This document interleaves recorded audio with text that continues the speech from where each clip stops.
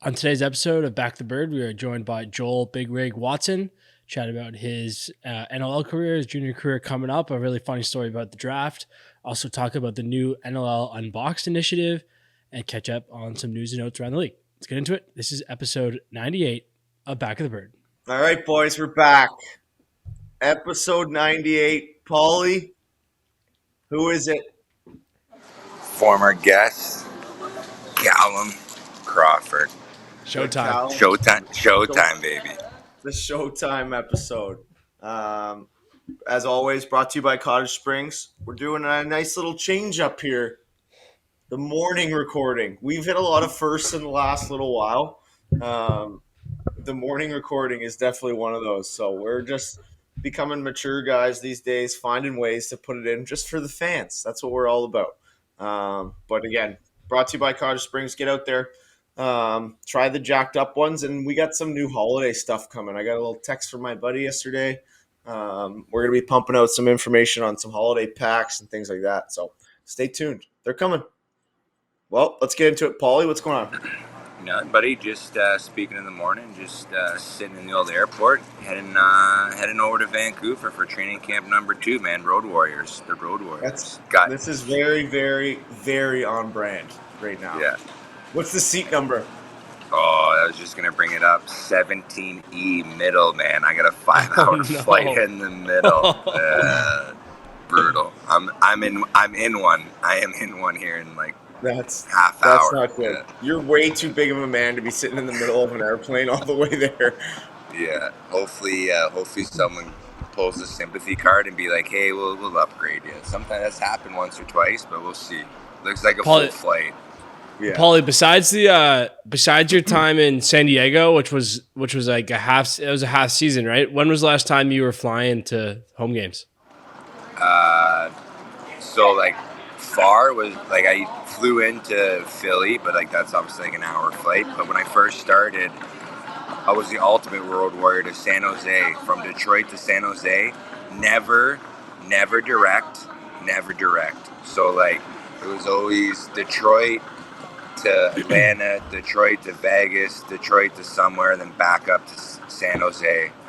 It was that was a nightmare. Like coming home was always like at least a 12 to 15 hour travel day. Oh yeah, my God. Yeah. So it was glad we've come a long way since then. Yeah, I mean, again, you're like 21, 22. You don't really know any different, but like, yeah, you just had to get back to like my house in Windsor at like anywhere from midnight to like 1 o'clock every day. Leave at like 9 in the morning San Jose time and get back at like midnight. Unbelievable. Yeah. And then not go to school on Monday because that was always optional. There's not a chance you were rolling into class. Not a sniff, dude. Not a sniff. I guess, this episode, there's not a ton going on. We're in the midst of camp. Still got to check on Donnie. Forgot about that. Donnie, what's up? Yep, all good. No free ads here, but I'm about to give one. I don't know if you guys are familiar with the Zevia, it's like sodas. They're like 0 calories, 0 sugar. Anyways, they make an energy drink now. It's delicious. I needed to know what you were guzzling over there. Yeah, it's actually really good. I'm trying it for the first time. It's fantastic. There's nothing like a little 8 a.m. energy drink to get the stomach moving here. Yep. But no, other than that, I'm done with my road trip. Viewers on YouTube will see from the Joel Watson part of this that I was at a Starbucks about 20 minutes outside of Ann Arbor, Michigan. So I've edited the podcast in some interesting places over the last 2 years, and now I can say recorded in Michigan as well. But glad to be done with that and good to be back. We're at Memorial this weekend, and then at the track on Sunday, which I would imagine is open for the public to come watch. So if you're looking for a game, 1 o'clock, Philly Panther City on Sunday should be a really good one. Yeah, baby. I think there's they're doing like a fundraiser for the Rock game on Saturday too, right? Yeah, I'm sure they are. They usually do like canned goods or something. Bring canned goods, get it for free, something like that. Usually. There you go. So if you're around the area, get out and watch some lacrosse. So we're down in Buff tomorrow, Saturday, Sunday. So if you're in Buffalo too, I don't know what they're doing for fans, but 10 a.m. Be there. But yeah, so this week we've got Joel Watson on. Fun little chat with him. Um, since then we've had just a whole, because obviously you'll hear it in the interview. But I asked him, started asking him about Cameo and jumping on there, and he was getting some weird requests. So I started having conversations with our buddy Reed Reinhold, who was kind of like help facilitate this, just like another way for players to kind of get some money. So he went on there and created his own profile, so that he could at least, like, because I think guys are having trouble logging in or like seeing how it functioned. So he went on, created his own profile, didn't advertise it or anything, and ended up getting some all-time messages from this art guy. And I asked Reed if I could share this, because this gives you a scope into the absolute debacle there is out there of just weird humans. But he gets a message. We're going to leave this guy's name out of it. He just says, "Hey, Reed, blank here. Was wondering if you would be down to be a subject for my art. All I would need is 20 to 30 seconds of video, and then I can send you the finished piece through Instagram, if that's cool." Reed responds in a very naive way, "Hi, what would that be?" Said person comes back, "I won't be able to show you through here, but I can show you better through Instagram if that's okay. I'll describe it here. So essentially, you're pretending to read a book, wearing sunglasses, both bare feet up facing the camera, and then the last 5 seconds, you toss the book." and, and Reed responds was, "Hey man, I think I'm gonna pass, but thanks anyway." Dude, I think I'm getting on Cameo. I want some of this smoke.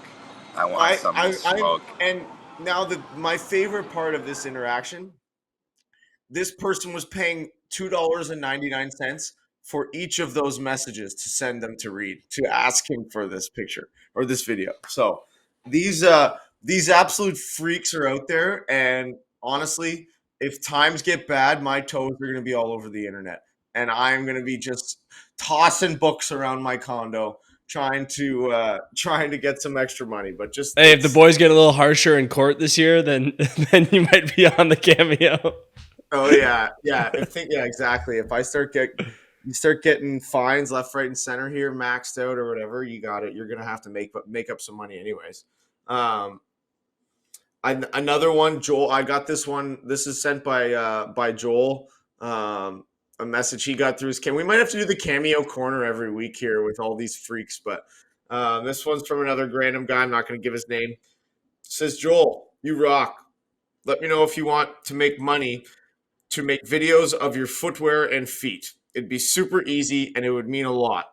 Let me know because it would be super dope. I'd pay on Venmo or PayPal if preferred. Please make your DMs free."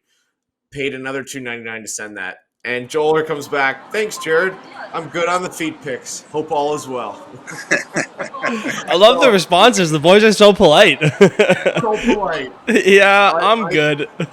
Because I feel like if you came back to one of these guys and just said, "Hey, you freak, get out of here," like they would be finding you on the internet and just hunting you down. So, yeah, I just unbelievable content coming out of the Cameo games already. So we might have to make one just so that we can get a message a week here from somebody asking for something nuts. But I think we should do it. I think we should do it, not for that part, but for all the actual members of the Bird Gang who, I think we should do it.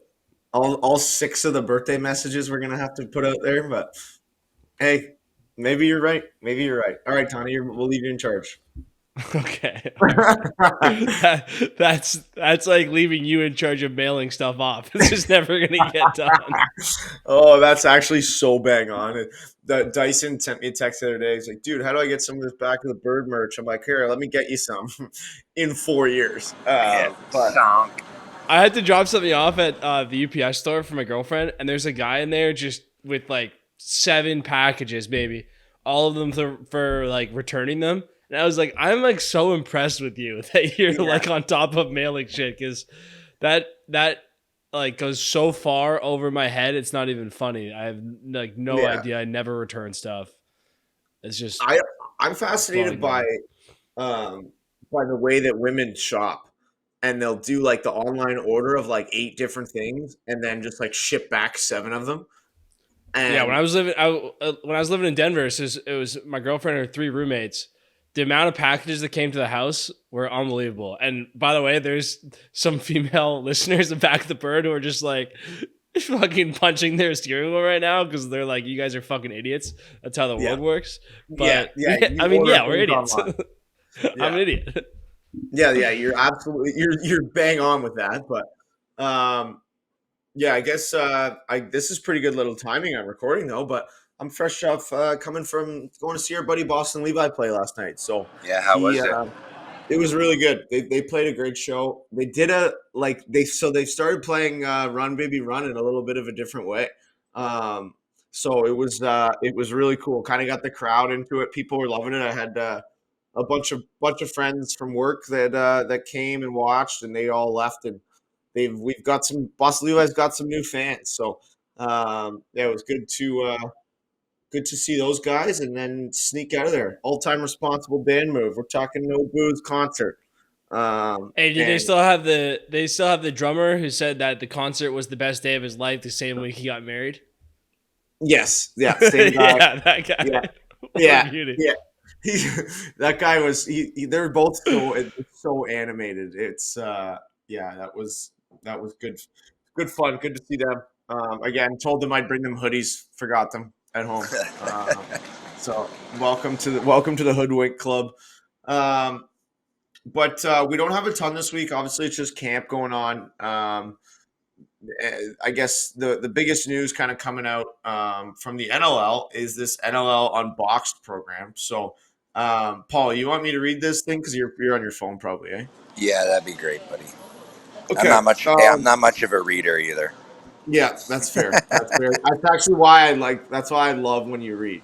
But so I'm sure a lot of people would have seen this kind of going on right now with the NLL social media and all these kind of team names coming out, and I've seen some replies and different things. Like people were a little bit confused because it did kind of look like we were rolling out like 8 new teams in the league. I was like, juiced. Yeah. Like boys, we might have Tampa. Let's go. We're going to Tampa. Let's go. Yeah, we might have another 5 years here. So we got some Coles notes kind of sent to us on the NLL Unboxed program.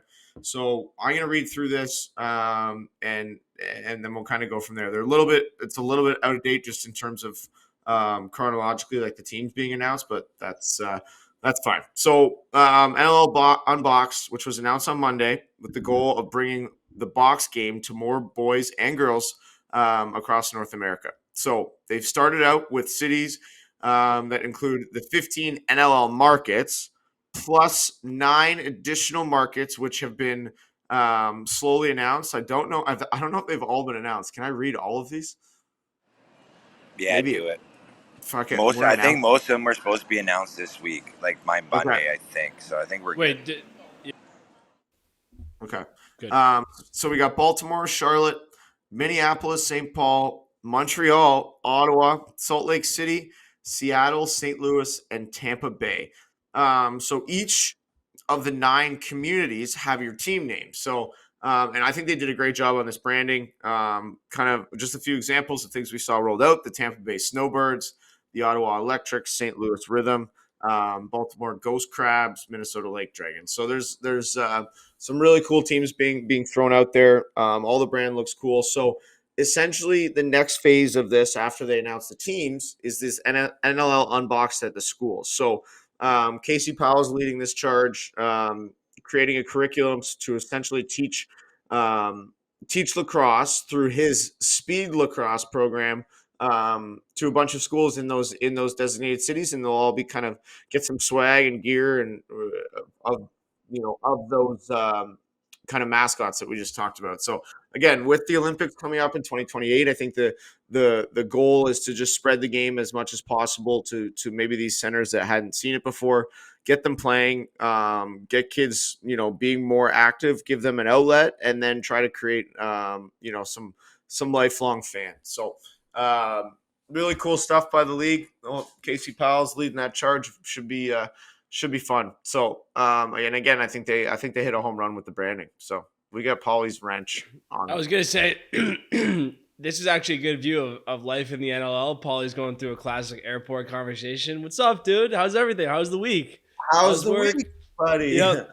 Oh, I'm good. Yeah, kids are busy. Excited to get back with the boys. That's pretty much boys, fuck, I'm the middle seat. Oh, you're a middle seat.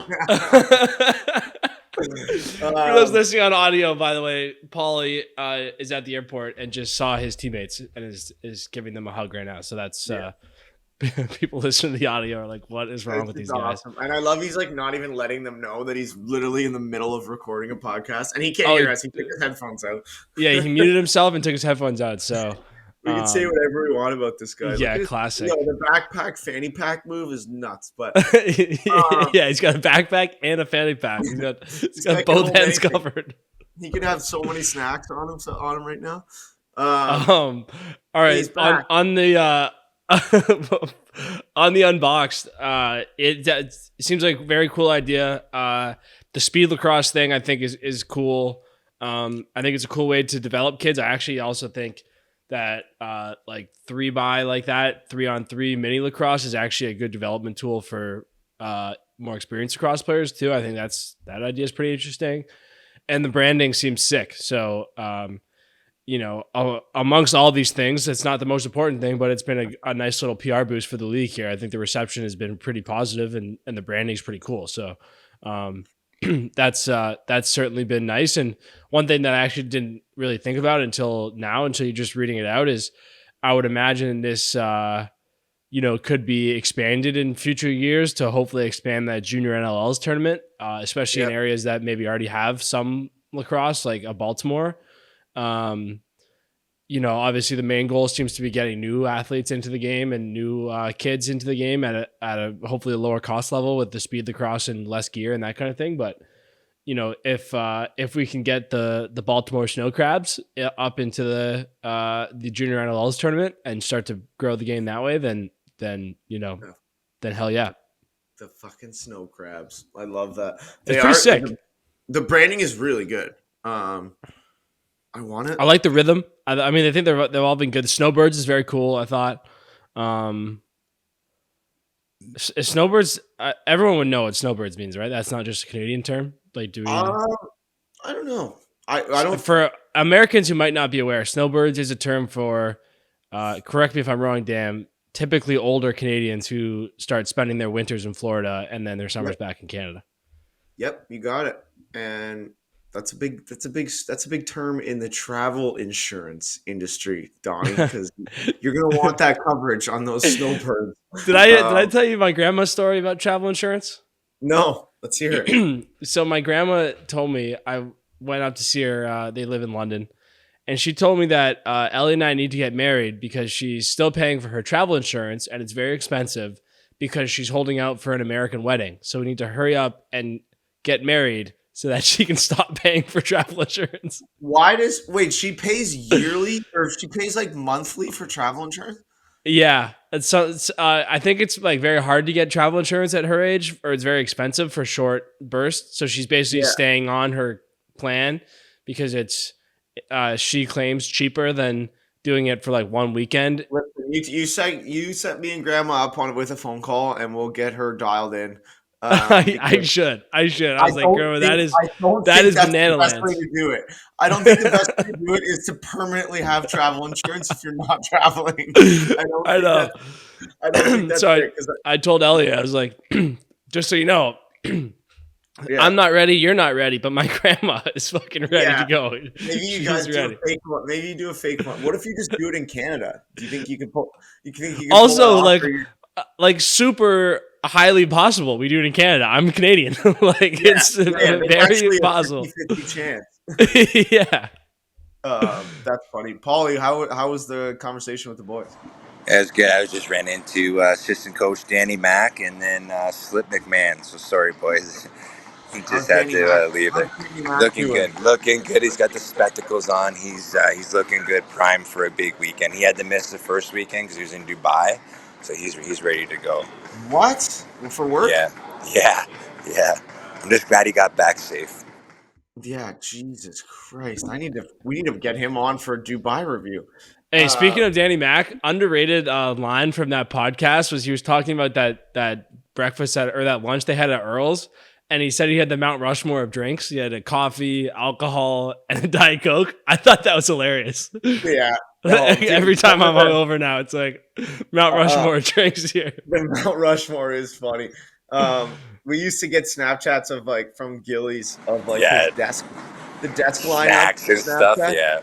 Oh my god, he would have the craziest stuff like a Gatorade, a 5-hour energy drink, like extra pulp orange juice, sandwich, like egg salad, just gross, so many different things. But I'm trying to think of anything else that's kind of going on. I guess if we want to dip our toe into the hockey world, I'm still undefeated, or the Leafs are still undefeated with me in the building, 3-0. You may need to start going more than Jesus. But I've seen Matthew score 11 times this year. I've gone to 3 games. Yeah, he's having a good season. That's kind of wild, eh? Yeah, it's nuts. Now, yeah, the Leafs are struggling a bit, but they're not struggling as much as those Edmonton Oilers are. They just lost the Flint, Michigan Mega Bowl. They just lost it. Yeah, they just lost. I think that's an insult to the Flint, Michigan Mega Bowl. Yeah, to call that game that. They just lost to the Timbits Green team, and everything is going downhill here. I think that coach is done. It's actually, I was listening to I jumped on Twitter because Ryan Whitney was hosting like a Twitter space after the game. And he's like, it was actually so funny how sad he was. And then all the fans were jumping in and talking about what they want to happen with the team. Like fans are talking trade Draisaitl, like they're going nuts. It's honestly one of my favorite things to see how like kind of the general population fan deals with a little bit of adversity. I mean, or a lot of adversity in that case, but it's an interesting time to be an Oilers hockey fan. Yep. We got to get Teddy Jenner on, not to talk about the upcoming NLL season, but just to talk about his Oilers. Yeah. So may want to do a wellness check on Teddy. Hopefully he's doing okay now. Teddy. Yeah. Thinking about you, Teddy. You could be deep in the gin right now. I'm just taking a look at the old NLL. Oh, we had the media day. Donnie, do you have a media day today? Yeah, so I think hard to tell from yesterday, but I believe maybe just The Rock were doing it yesterday, and then there was a bunch of I think there was other things. Yeah. All right, yeah. So mine, I'm going today. I hope I didn't get the day wrong. That's amazing. I certainly hope there's a media day today at the track. But yeah, should be cool. Maybe they did it like half and half. Yeah, I think I'm doing some behind the scenes stuff for Panther City, maybe. So keep your. I guess it'll be after this comes out. I saw your article there too. That was a great article. Oh, thanks. I mean, I didn't write it, but thanks. Yeah, it was really good. Shout out Adam Levi. Yeah. I think let's kick it to the big rig here. Yeah, I think that's a great idea. So this is our buddy Joel Watson jumping on. We're gonna enjoy this chat as always. Brought to you by Lucky Penny Media. At Lucky Penny Media, we are a full service marketing company without hefty agency pricing. We understand your brand is everything to you, and when working together, it means everything to us. You're more than just a client; you're a partner and a teammate. Our philosophy is simple: you grow, I grow, we grow. Voice crack. Joel Watson, let's go.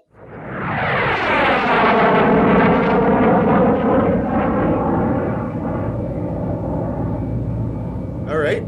We are pleased to be welcomed by our next guest, hailing from Whitby, Ontario. He played his junior split between Clarington Junior B and Whitby and will eventually be drafted by the Buffalo Bandits in 2019. He's had stops in Rochester and now calls Vegas home. Welcome back to the Bird, Joel Watson. What's going on, buddy? Hey, guys. How are you? Doing well, buddy. How you doing? Not too bad. Just gearing up in camp, getting ready for the season to move down to Vegas. You going back? Yeah, I'm doing the round 2. I probably shouldn't, but I'm heading back down. Hey, you got to. You can, man. You got to when you can. We'll get into that in a little bit to let us know how it was. But why don't we, Lomi, you want to start from the top here, bud? Yeah, let's do it. Let's do it. How'd you get into lacrosse, buddy? Well, just my family's always been involved in Whitby minor lacrosse. So at the young age of 3, my dad put me in the game, and then kind of funny story about how I became a goalie. So he was the coach of the paperweight rep team, and I tried out as a player, and he came home and had the tough decision to tell me that I was going to get cut because I was not. My mom was in the corner absolutely fuming, and he's like, yeah, you're just not quick enough to make this team. I said, oh. That is like, amazing. well, he's like, if you want to play on this team, you're going to have to go in between the pipes, and, haven't looked back from there. I love that. He's probably the whole car ride home, he's thinking about how he's going to deliver that speech and just break our heart. And he's like, listen, man, it's not you. But honestly, being in paperweight, I think that was the best time to do it. Just kind of right into it. Yeah, you don't know any better, right? Yeah, exactly. And as a kid, you're probably like, wow, yes, I get to put all that gear on. This is going to be fun. Yeah, exactly. Well, and funny because I don't have to run. Yeah, exactly. And I don't have to run around. Exactly. Hey, he was thanking his old man. He's like, yeah, it wasn't for me anyways, Pops. Yeah. Hey, Dad, here's $5. Thanks for doing that. I don't know, though. My hands they're soft. Yeah. You know what's funny? I kind of have a similar story how I went in net too, how I started. I started lacrosse late. So I played 1 year of out, and we won the Pee Wee B championships. And because we only had one team in Oakville, our goalie moved to Calgary the next year. So they're like, hey, we need a goalie. And I just started playing, so it was terrible. And then I was like, I don't know, I'll go in net. And then kind of same thing, never looked back till I was 21, and then just played net for my whole life after that. It's the way you got to go. Yeah. So was there ever a time when you were kind of younger and minor that you're like, man, get me out of here? Honestly, no. I just kind of embraced it at that point. And honestly, growing up in Whitby, my age group, at my 98s and the 97s, we were a pretty powerhouse. I know Donnie could attest to this. Who were some of the guys? Dawson Feed. Okay. Yeah. Justin Lemke. A bunch of guys that don't even play anymore. But we just you guys got hit by the hockey bug. Yeah, for sure. Lemke played hockey. Theater played hockey. Jack Hanley. Yeah, he was my age. Stud D guy. Played hockey. A lot of hockey guys. Bryce Yetman was a really good hockey player. Yeah. Those guys were all top 10 players in the province of Crosswest. They were studs. Yeah, I think we went on. I think I won 12 provincial championships growing up between box and field. Yeah, I didn't lose very much. Were you with? Wait, how old? What year are you born? I'm a 98. I'm saying. Yeah. Okay. Fuck, Donnie. See, were you just losing them left, right, and center, or what? Were you guys competing in them? I got. Well, I was in Oakville for the first 6 years, so we weren't really in them. And then in Burlington, we played in 2 provincial championships, but Joel was competing both years, whereas Burlington we were good enough. It was only in the second. Better. Yeah. Oh, okay. 97 group was dominant, the Whitby 97 group. So when we were minors, they were really good. Go ahead. I always got that extra year. I was always on the A team, so I always played with the 97s. But then my 98, 99 group, we were competitive. We won a few, but we weren't as competitive as that 97, 98 group. They got the advantage though that every damn qualifier in provincial is 10 minutes down the road. They're just they're setting up at the home shop there. It's just easy does, and then going to get the old arena pizza, Donnie's favorite. I put in some shifts at the old Pizza before it was Pizza Nova, man. Oh, you kept him alive. Oh, that place was clearly I didn't do well enough. Or maybe they just made off with all the earnings and they sold high. Yeah. Maybe touch on that a little bit, because I think it's just the qualifiers and the whole lacrosse festival and everything, and what that feels like doing in your hometown. Because I feel like it's something we haven't really talked about a ton on this podcast. Yeah, no, for sure. we're very grateful here in Whitby to have the facility that we do. Even the facilities around Durham region are crazy, because even the festivals moving from like just from Whitby to Clarington to Brooklyn, Pickering, like everywhere. But yeah, like it was obviously an advantage to be able to go home and have a nice sleep in your bed and get the resources you need. But yeah, growing up as a kid, like I remember like my parents would just drop me at the festival for 10 days straight. Like it's basically free childcare. Like see you after work, like hang out at I remember the Reebok box tent. Like guys would go down there and spend the whole day playing mini sticks and shooting watermelons for free shafts, you know? Like I used to come home with all kinds of stuff from that tournament. And it was honestly, that's what it was. I was there from sunrise to sundown. We might have to get a little back of the bird tent at the next some executive with festival. Reebok is like, I thought I was doing outreach. It was the same 10 kids taking Watsy's rolling out of there with 10 shafts and 14 extra watermelons. Just like, thanks for the gear, buddy. Thanks, He's boys. the sole reason. He's the sole reason they went out of business. I got friggin' 10 watermelon 10Ks in my garage right now. Hey, we're when that tent was set up, was like my brother there? Were like lacrosse guys there running it? Like Brody and my brother Steinhaus, those guys running it or no? Yeah, I think they were, Paulie, to be honest. Yeah. Like I was really young. Like I was probably like I would have been 9, 10, 11 years old. So but yeah, I would imagine that's who was running it. Yeah. That's funny. Think about that. They're just like, and it makes their job a lot easier if they just like throw those 10 kids in there and let them muck it up in the mini sticks, and then we don't have to do anything for the rest of the day. Exactly. Well, let's move into junior. So did you play 1 or 2 years with Clarington? I just played the 1 year. Just the 1 year? How was the team that year? We were very young. I think we had 10 or 11 98s that year. So it was a learning experience for sure for a lot of us. I think we went 18-2 or 19-1. Like we had a good regular season, and then we just kind of ran into a tough Oakville team in the playoffs. And it was Aquasauce's year that year, and they kind of ran with it. I'm pretty sure they won Founders. So were you protected by Whitby, and then they send you to Clarington? Like how'd that all go down? So when you get into junior lacrosse in Durham region, so the Green Gales, they're not actually called the Clarington Green Gales. They're called just the Green Gales. They're a Whitby-based franchise. They just play in Bonneville. Gotcha. So they actually own our rights right off the bat. So if you get released from Whitby Junior A, you go down to the Green Gales Junior B. So that's where I spent my first year, played there. And I had a really good season. I think I led the league in goals against. And so you started right away? I think I played 12 out of the 20 games. Yeah. So that's huge for a rookie. Mm-hmm. Yeah, exactly. And then who'd you punt out of a job? My partner was Liam Wynn. He was a 5-year Green Gale. He was there after me, before me. Yeah. Oh, Winsy, you fucking stripped him of his job and his that's all right. If he's listening to this, shout out Winsy. I gave it back to him the next year. I'm moving on, buddy. I'm coming in I'm just gonna lead the league and then get out of here. But you can have the gift back. Stepping stone, eh? It's just a stepping stone, Winsy. Don't worry, you'll have it back. Yeah. Just wait your time, Winsy. It'll come. For sure. And then so the next year, how was you get the call obviously to make the team in Whitby. Who's the goalie partner there?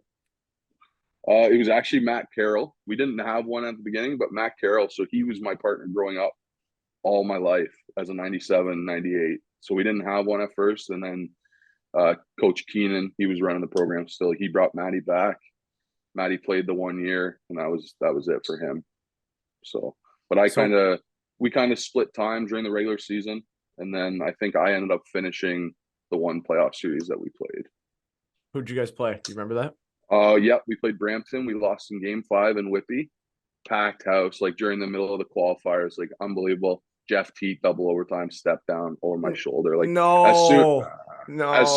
as soon as he shot it, I knew like this is over. Like I was just sweating buckets in Iroquois Park.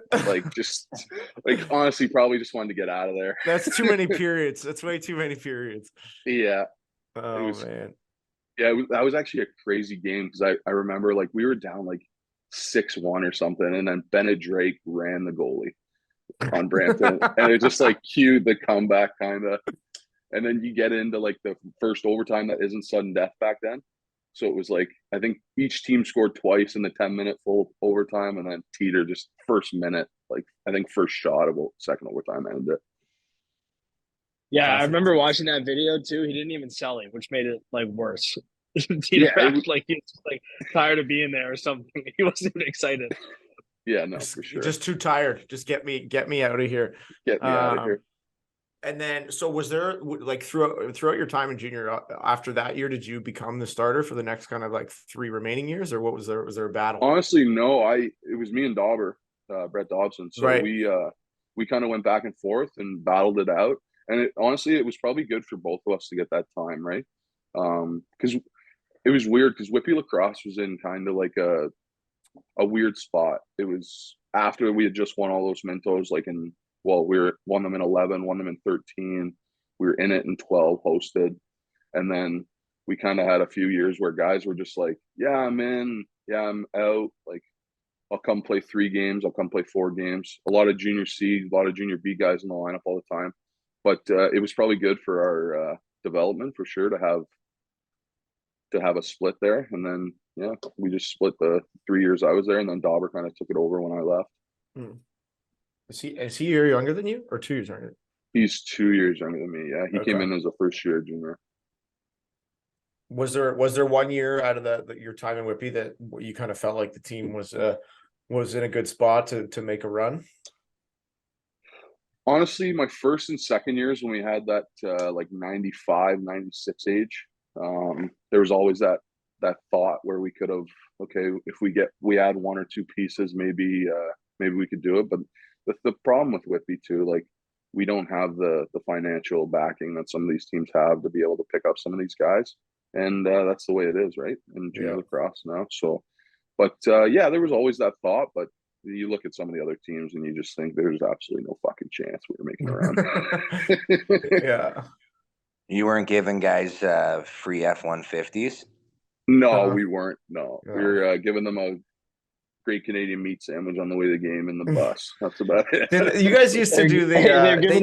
They're giving them watermelon 10Ks.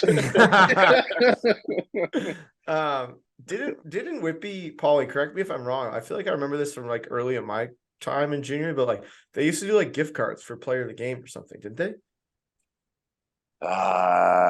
Potentially. I feel like there was something like that, at least like my first year or something, but obviously that's stopped since. But now when you were in junior, did you fight Ralphie?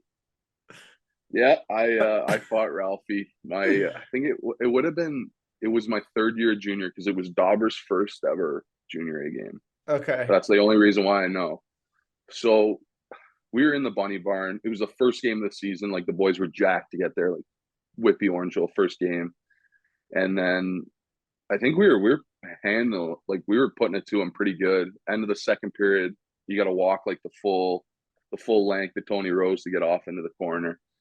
And I'm walking down and I just see out of the corner of my eye Ralphie like coming, kind of like not going to the corner where he should be, kind of like beelining himself kind of to my area. And I was like, oh, maybe we're doing this. Like, and he kind of like, I can't remember if I gave him a shove or he gave me a shove. And then the next thing I know, we were just throwing. Like that guy was out of those uppers so quick. Like I didn't stand a chance. It's slippery, little spider monkey all over you. And it's crazy because like there's that photo of him rocking me in the head, and it's just like all over the internet. And I'm like, I don't think it was that. Like he didn't beat me that bad. It's just that photo made it look so much worse than it was. It's just a still moment in time. It'll get you. Yeah. But I guess, yeah, for those that don't know, that's Hartley, is Ralphie that's decided to kind of walk the plank over there and get into him. But that's was the place just going nuts after that or what? Yeah, well, it was weird because there was not one other fight on the floor. It was just me and him center floor going at it. Everyone was like, what the fuck is going on here? And then, the boys were fired up. I think there was a couple fights in the 3rd period. And then we ended up beating them pretty good. So did you get the boot then? Because it was like after the period? Yeah, well, no, because in junior and senior now you get kicked out anyways when you fight, right? Oh, okay. Yeah. So then Dauber Paulie, gets thrown. That's Jobber's first game, so he gets thrown into the Dauber's fire. first game of junior A. Get in there, kid. that's good. Paulie, you'd have 0 games played in a Yeah, in junior my career would have been done, dude. A. So I guess so. Then what year was your last year junior? Would have been 18, the summer 18, So right then, before COVID. so summer of 18, and then is your first action playing senior in that like bubble that they did? Yeah, it was. That was my first. Okay. My first And had you been around. draft? You hadn't been. You had already been drafted to Buffalo at that point. Yeah, I'd been Okay. drafted to Buffalo, went through camp, and then it was the following summer. Okay.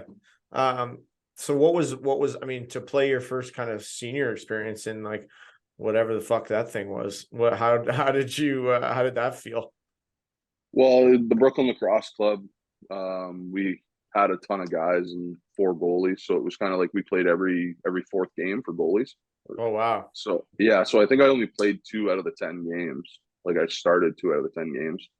But yeah, it was a different feel. Obviously, like the lacrosse is a lot different than junior. It's a lot slower, but a lot more skill too, right? So, Yeah. but yeah, I think it was a good stepping stone. I'm not with Brooklyn anymore, but it was nice to start there and be able to play for a team I grew up watching. For sure. So maybe take us through kind of the draft part. So where was it? Did you have an idea? Like, were you there? Did you have an idea this was going to happen or what? So my draft story is kind of crazy. I was there. It was in Philadelphia at Xfinity Live. I got like the pre-text from or pre-messages from the NLL saying like your draft's upcoming and you should attend and all this stuff. And I was talking to a few teams, and then the first round went by and nothing. The second round, third round, fourth round, fifth round, and I'm just like I'm sitting there middle of the 6th round. I'm looking at like kind of like what teams have picks left. I'm like, yeah, like this is probably not happening. So I was like, I told me and my old man were there. I was like, let's get the fuck out of here. Like, so I left. I'm outside in the car, like ties off, buttons are down, like contemplating, like, maybe this just isn't for me. Like, and then actually Willie was the first guy that text came through. He's like, where'd you go? And I'm like, I'm outside. Like, he's like, you just got drafted by Buffalo. And I'm like, oh God. So I rush back in there, like get through. The draft's already over at this point. Like I was almost Mr. Irrelevant. I think I was second last pick of the draft. Like, so I go to the Buffalo table and introduce myself, and they're like, yeah, we were like waiting. We saw you sitting there all night. Like we were just waiting for our pick to come up. And I'm like, oh, thanks. Like, and that's how that went. So, but it was a good night after bathroom. My bad. Just in the bathroom. Yeah. Just ties off, like just looking like a scrub. Just breaking shit. Yeah. I think the jersey's a medium. I didn't even try and put it on. That's gold. So then, I mean, kind of going into that, what was the first camp experience like? It was I guess Vino would have been there already, right? Yeah. So what was Vino, that like? It was obviously intimidating, but obviously I was excited to learn from that guy and be able to watch him and see how he does it. But yeah, like they were just at the beginning of that super team they're putting together. So it was cool to be there and experience that and just kind of get to know what it's like to be a pro, right? And I think it allowed me to kind of know what to expect the next times I was in camp. So and then yeah, then COVID shuts everything down, right? And then so you get released from Buff then? Like it was a quick cup of coffee. I think I was there for 3 weeks in camp. And then actually that year I got a call from Colorado right before COVID shut down. And then obviously COVID shut down, so nothing transpired. And then I think in August I talked to Dan and signed in Rochester. But then there was a whole nother year of just in limbo with COVID. Yeah. Like I think I was on Rochester for 2 years, but we only played one season. Yeah. And then, so take us through that, because then your first season kind of goes from like 0 to 62. Like obviously I'm playing with you there. So we signed you as the third goalie. You're doing the third goalie thing, just being an absolute beauty, great teammate. But then all of a sudden, like that was actually wild. So I get into camp. I'm like, okay, I got a chance to be a third here. Like we got Kirky, we got Ralph Hartley. So I make the team as the third. I'm doing my thing for a couple weeks, and then boom, like I think it was like a Monday night, we get a text from Kirky in the group chat saying, "Oh, like boys, unfortunately, I have to hold out. Like my new job, I can't play." And I was kind of like just sitting there, like, "Oh, so who are we signing? Like I get to be the third still." Like, and then I think it was like a few days later, Dan called me. He was like, "Yeah, like." We're going to go with Ralph as the starter and you're going to be the backup. And I'm like, oh, game checks. Like, this is kind of nice. Like, for a couple signs, baby. A couple of weeks. Like, we'll see what happens. And then how long after, Paulie? Like a few weeks, probably? Not much longer. Then Ralphie takes one between the eyes twice. Yeah, and then I was like, okay, now we're definitely like doing something. We're gonna sign someone. Like they're not gonna throw me to the fire here. But then I get a call from Hazer, I think it was, and he just said, "No, like we're going with you. Like you've earned it." And I'm like, "Well, now it's time to put my fucking big boy pants on because I'm getting in there." And it was, I think it was the best thing for me because I've been in the league since. So I'm forever grateful of that opportunity. Yeah, I'll say. I mean, like obviously, I was on that team, and we did like a tough year. We were decent, like competitive, but like I will say, like probably first couple games a little like shaky, but that's for anything, like any goalie. But then by the end, man, like I don't know how you felt, but you started like making saves, getting comfortable, and like giving us a chance to win.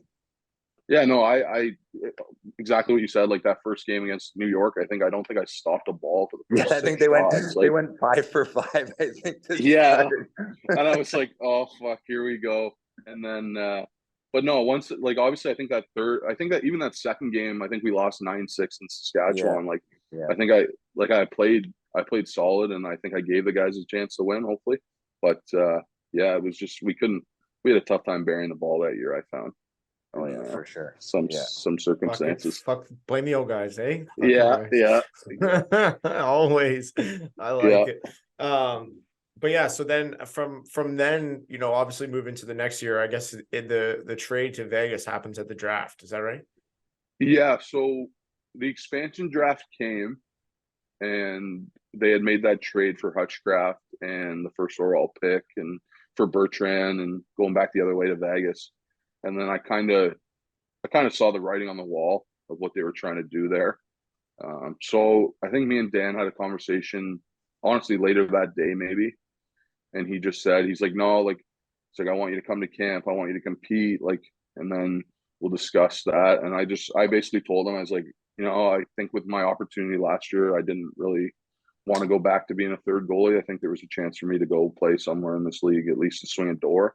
And he honored that. He said, yeah, I think that we can probably find something. And he said that leading up to the draft, he kept saying, he's like, just worry about yourself, worry about getting ready, and all the pieces will fall. So I actually, funny, that night too, we had practice with the junior A's because I was coaching the junior A's at this time. That was our Manto run year. I walk into the coaching room and Willie's there, and I was just like, fuck, man, like you just traded a goalie to where I play, like thanks, the kind of thing. And he's like, he was just kind of like, don't worry, like everything will work out. And then the draft night, I just get a text from Willie, let's fucking go, welcome to the desert. And I wasn't even watching the draft. I had no idea what was going on. And then a couple hours later, Dan Carey called me.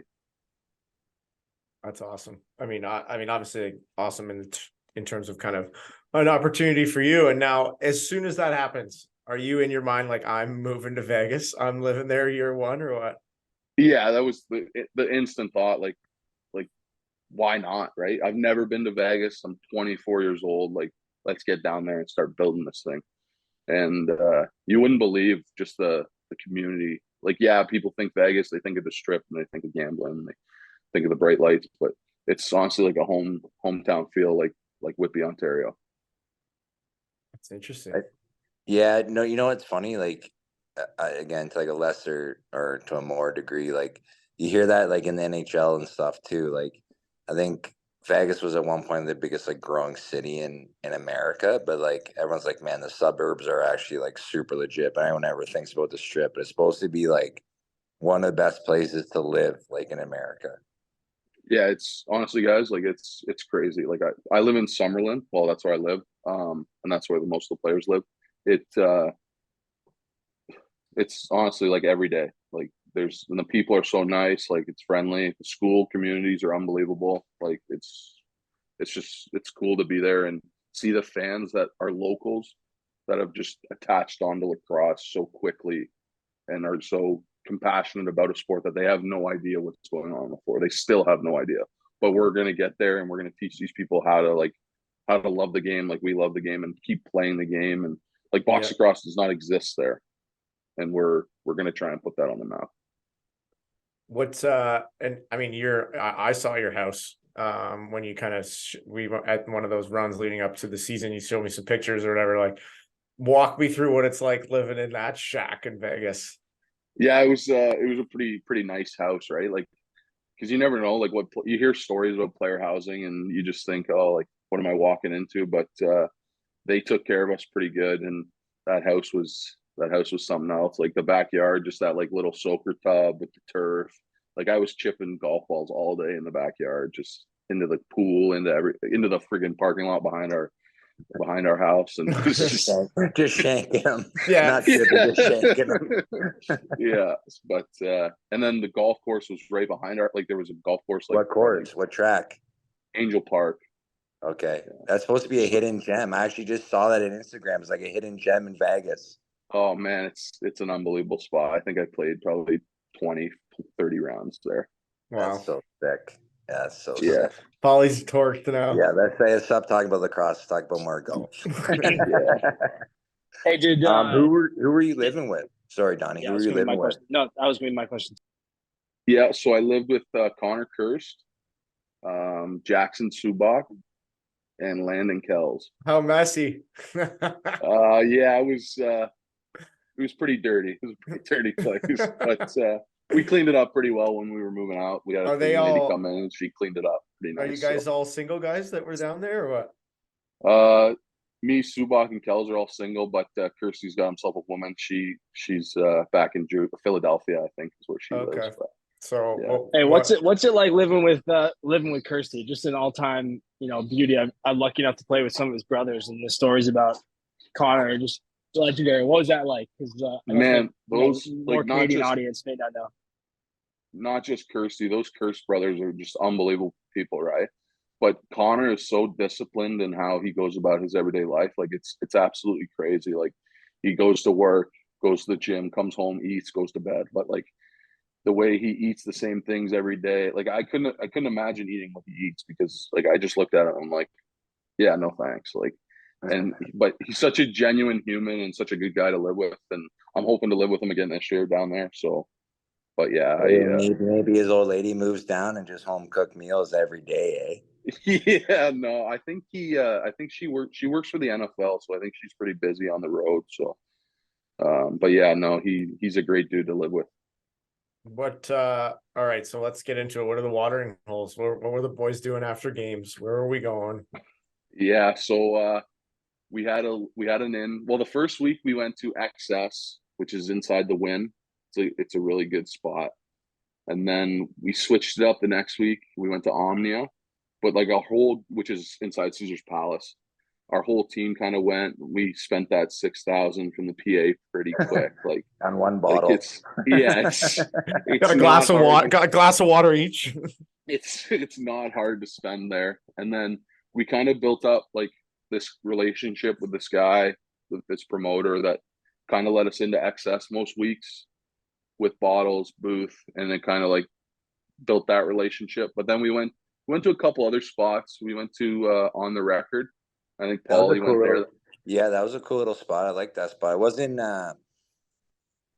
so much like the Giant Club Vegas. So you could actually like hold a conversation, kind of more like almost like a hipster bar, kind of. Yeah, it's a cool little spot. It's kind of there's like a club area, but there's also like a social area. Yeah. And I think we were there for my birthday. That was a good time. Oh, yeah, that was your birthday. Yeah, Yeah. that was your birthday. Yeah. Yeah, that was a good time. But yeah, so like the one night we were at XS, like the Chiefs were there celebrating the Super Bowl. Like you should have seen this. Like I have videos on my phone of Kelsey and Mahomes and like up on stage rapping. Like it's absolutely wild. There's people there every weekend that you wouldn't imagine seeing anywhere else in your life, but there they are in Vegas on stage at XS. Like Just it's living. it's crazy. Is there a story that was like that you remember that you're kind of like, Jesus Christ, we're in Vegas now?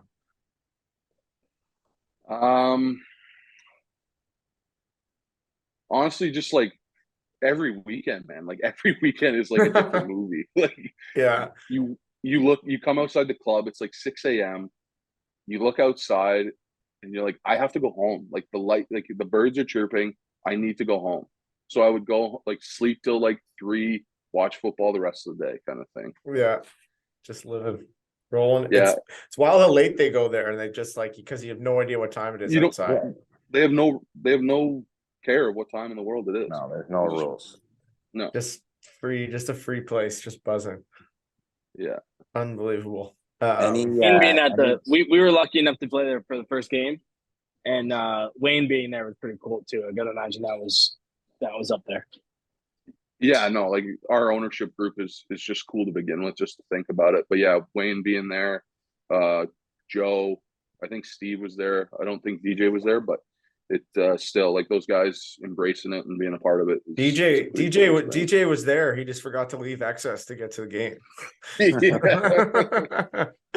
Okay, what I gotta ask you, what the fuck are these nose ads that you're doing?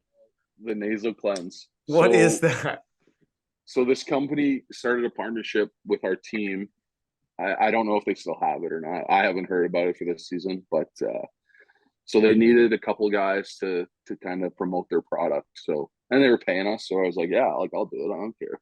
Yeah. So I met with this guy, and he's like, we're in a coffee shop in Las Vegas, and he's like got all these swabs out on the table and this gel, and he's like, yeah, like, so you just like put the gel on, and so I'm sticking this stuff up my nose inside a coffee shop, and like people are looking at us like, what the fuck is going on? Not already, boy. Jesus, yeah. it's only noon. Yeah. But the coffee shop. There's kids in the coffee shop. So it just kind of got on as like a running thing, and then we were told we had to post a week. So I post weekly on my story. I did a couple posts on my actual IG, and but honestly, like it did help clear your airways, but not that long term, you know. Like it was just kind of like a quick, like, wow, like it actually does. It's kind of like minty smooth, like smells good, but it wasn't. I don't know if it's enough. I don't know if it's a hopefully that partnership doesn't get renewed, because you just told everybody that the product sucks. Oh, that's funny. Maybe they're coming out with a version 2.0. You never know. Yeah. They're working on it. A long lasting.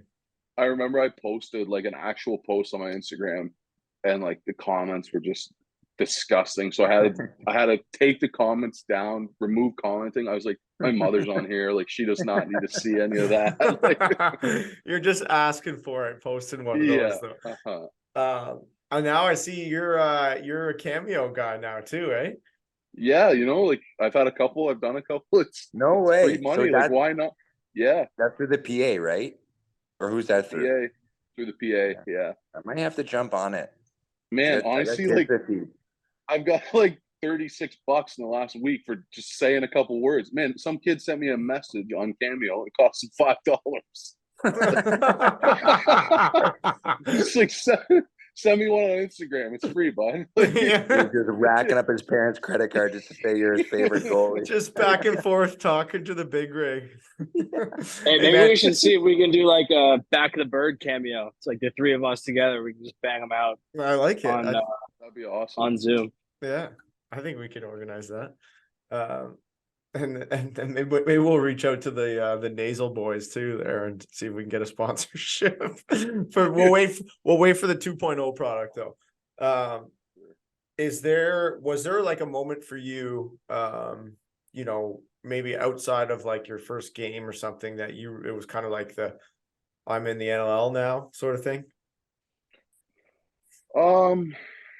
Yeah, I think like middle of that time in Rochester, it was kind of like I kind of knew like, okay, I'm good enough to do this. I can do this. Um, and hopefully this is prolonging my career sort of thing. And obviously, again, getting traded, it's kind of like, okay, another team kind of sees some value in me, and that's when I kind of knew that I could play.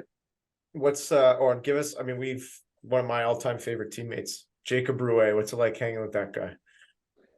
So Rooster that's the only way to describe him. An unbelievable teammate. I can't wait. He's living in Vegas this year. Is he really? Oh, fuck! Oh God! Sell the team. Sell the team. I am over the moon about that. He actually a couple weeks ago, because I was on the fence about living there this year. I'd gone through some stuff at work, and I was like, maybe I'll do it, maybe I won't. And I just decided a couple weeks ago, I was like, yeah, I'm doing it.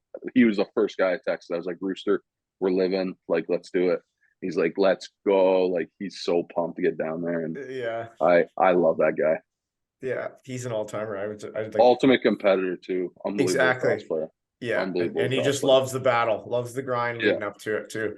But I think he just did like a little fucking secondment visit to Costa Rica or something. He was he was living in the trees. Mountains. Yeah. Fucking, I love that. He sent me a couple texts when he was on there. I was like, I better not answer these. Yeah. Oh, he's good. Boys, anything else before we let him go? You gotta ask number. Oh, Why yeah, do you choose the number. Oh, at 92? Yeah. Has that always been your number? No, so I went into Buffalo camp. Like, I guess I can't be 92 because it's Dane. I think you could have asked him for it. Yeah. So I think I did put it down as like number 3 pick. I was like, yeah, I'll take Dean's 92. Maybe they cut him. Maybe this is the year they cut him. Yeah, he could have. But no, that worked out. I always wore 29, and then I got to Rochester, and Byler was 29, so I just reversed them and went 9-2. Nice. And then now I'm just gonna stick with it. I like it. Yeah, it's good. It's a good number. I wore it for a bit. It's a good number. Yeah, it's good. I like it. Anything else, boys, before we let him go? When do you move down? I'm hoping here in the next couple of weeks.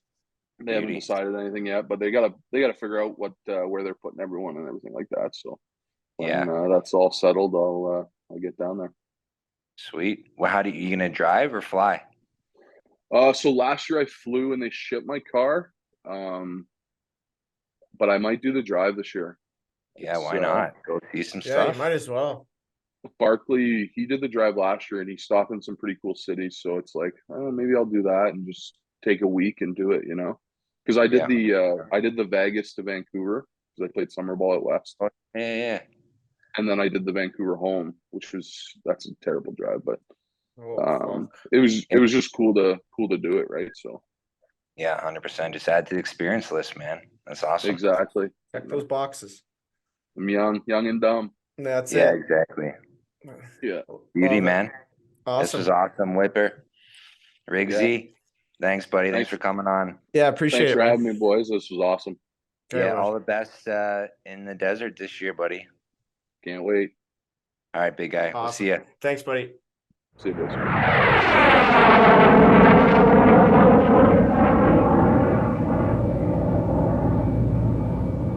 All right. That was the big rig.